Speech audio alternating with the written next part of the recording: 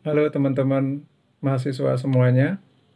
Hari ini pada pertemuan pertama kuliah memahami pembangunan dalam perspektif sosiologi, kita akan coba membahas mengenai konsep pembangunan dan sejarah perkembangannya. Cakupan di materi hari ini sebenarnya hanya memicu teman-teman untuk memahami apa sih yang dimaksud dengan konsep pembangunan. Ada beberapa hal yang perlu disampaikan pada materi hari ini. Yang pertama, kita akan bahas sebenarnya bagaimana sebenarnya tatanan dunia pasca Perang Dunia Kedua. Lalu yang berikutnya kita akan bahas tentang apa sih yang dimaksud dengan konsep pembangunan. Yang ketiga, kita akan bahas tentang perkembangan konsep pembangunan. Yang keempat, kita akan bahas tentang apa sih isu-isu pembangunan yang paling terbaru.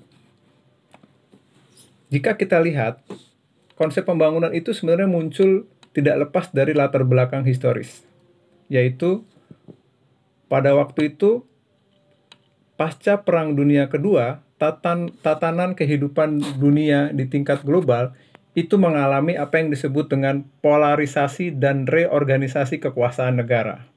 Pada waktu itu ada dua negara besar yang menjadi pemenang Perang Dunia Kedua, yaitu pertama adalah Amerika, dalam hal ini adalah United States of America, dan yang kedua adalah Uni Soviet. Nah, kedua negara ini itu disebut dengan negara-negara yang berhasil memenangkan Perang Dunia Kedua. Nah, polarisasi ini terjadi ketika mereka dianggap menjadi negara-negara yang satu disebut dengan negara-negara dunia pertama, yaitu negara-negara yang menganut ideologi kapitalisme, yaitu United States of America atau Amerika Serikat. Yang kedua adalah negara yang disebut dengan negara dunia kedua, yaitu negara yang memiliki ideologi paham komunisme, di mana yang ini adalah negara Uni Soviet. Dan polarisasi yang ketiga adalah apa yang disebut dengan munculnya negara-negara baru pasca Perang Dunia Kedua atau negara-negara yang sedang berkembang, yaitu negara-negara di sebagian Afrika, kemudian Asia, dan juga sebagian Amerika Latin. Nah, tatanan global pasca Perang Dunia Kedua ini kemudian membutuhkan negara-negara yang dianggap negara dunia pertama dan dunia kedua ini melakukan sebuah restrukturisasi besar-besaran. Bagaimana mereka mengembalikan negara-negara yang baru merdeka dan baru berkembang itu harus memiliki sebuah tuntunan, harus memiliki sebuah rujukan. Nah, akhirnya dilakukanlah pertemuan di Bretton Woods, yang sehingga itu akan menghasilkan apa yang disebut dengan Bretton Woods System, di mana negara-negara yang baru merdeka dan negara-negara yang baru berkembang itu harus punya patokan, ya kan? Nah, negara-negara dunia pertama dan negara dunia kedua ini mulai membentuk, ya kan, apa yang disebut dengan lembaga-lembaga ekonomi baru seperti International Monetary Fund atau IMF, Bank Dunia atau dulu disebut dengan IBRD, GATT, dan menetapkan dolar itu menjadi patokan mata uang atau alat tukar di dunia internasional. Nah, keputusan dari Bretton Woods ini memutuskan bahwa negara-negara yang baru berkembang itu harus punya tujuan utama dari pembangunan, atau ketika pasca perang mereka harus mulai membangun negaranya. Nah, ekonomi kapitalis ini menawarkan gitu ya, bahwa pelibatan negara, nah ini pendekatan yang terkenal oleh John Maynard Keynes gitu kan, bahwa negara itu harus menjadi ujung tombak dari pembangunan. Gitu ya. Jadi ketika negara itu menjadi ujung tombak, maka perkembangan dunia politik, perkembangan dunia ekonomi, budaya itu akan menjadi sangat maju. Nah, kemudian dibahas juga bahwa tatanan global pada pasca Perang Dunia Kedua ini ada strategi-strategi ekonomi yang dilakukan oleh negara-negara yang baru merdeka. Yaitu apa? Mereka harus memiliki industri substitusi impor, di mana negara-negara maju akan menawarkan, akan membantu dengan teknologi-teknologi yang mereka miliki, sedangkan sebaliknya negara-negara yang baru merdeka, mereka akan timbal balik, akan memberikan semacam raw material atau bahan-bahan mentah untuk melakukan proses pembangunan. Nah, proses industri substitusi impor inilah yang menjadi latar belakang juga secara ekonomi bagaimana tatanan global pasca Perang Dunia Kedua ini sebenarnya muncul ke permukaan.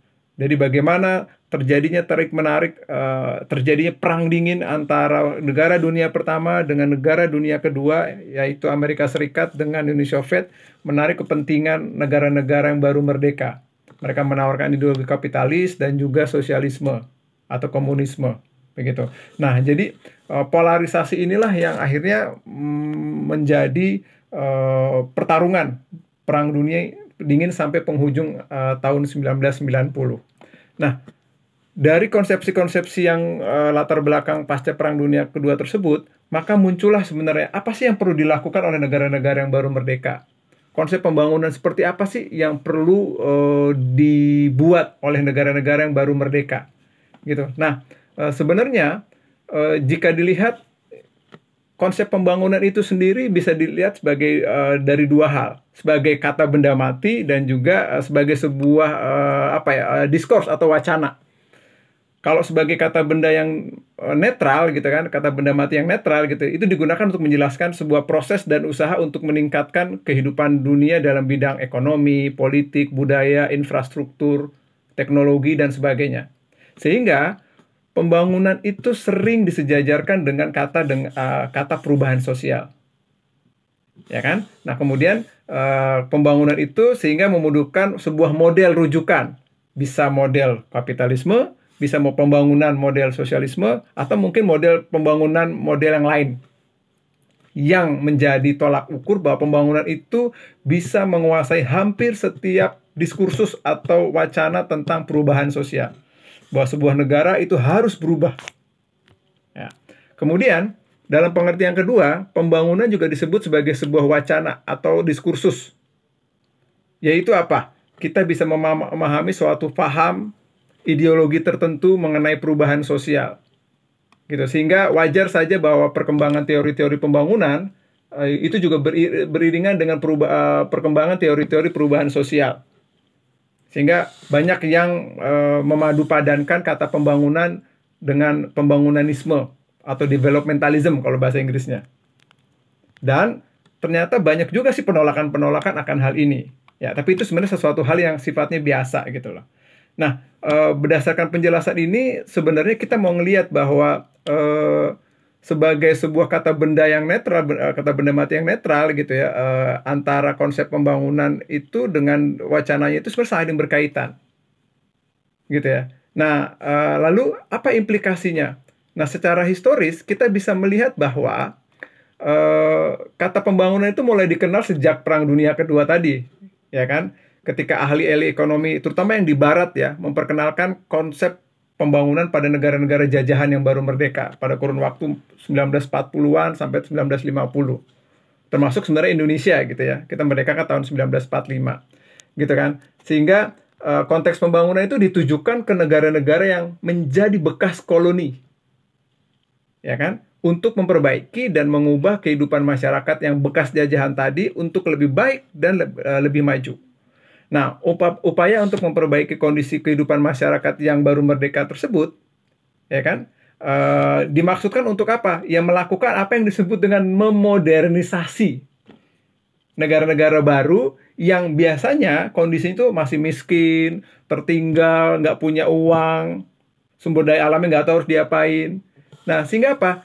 Muncullah perspektif teori pembangunan yang bersifat ekonomi dimensi, melangsungkan kehidupan di dimensi ekonomi yang mengarahkan pada aspek pembangunan, yaitu isi pokoknya apa? Pertumbuhan, akumulasi kapital, transformasi struktural, dan juga bagaimana peran negara atau pemerintah supaya lebih kuat gitu.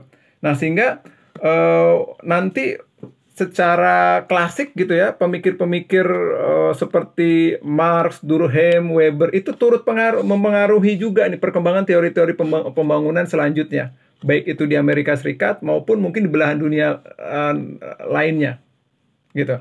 Jadi teori-teori tentang modernisasi, ya kan, bagaimana masyarakat berubah dari masyarakat yang tradisional ke modern, kemudian teori dependensia, teori-teori tentang bagaimana negara-negara mengalami ketimpangan dan ketergantungan. Lalu muncul teori sistem dunia, ya kan, yang menjelaskan ada teori negara-negara yang sentral, semi pinggiran dan pinggiran atau periferi.